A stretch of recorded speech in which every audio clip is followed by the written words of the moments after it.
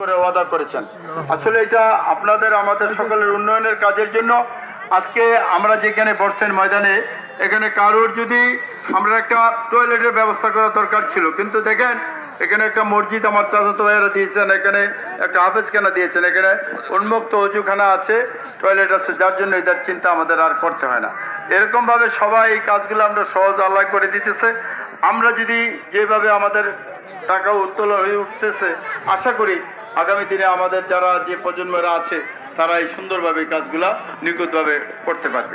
তা আমার একটা কষ্ট লাগে এই, আপনারা যে হুজুরের আমাদের ইমাম সাহেব হুজুর, উনি শুধু আমাদের এই ঈদগাহ মসজিদের ইমাম না, ঈদগাহ কবরস্থানে আমাদের সমস্ত গ্রামের উনি আমাদের পীর সাহেবের উত্তরাধিকার।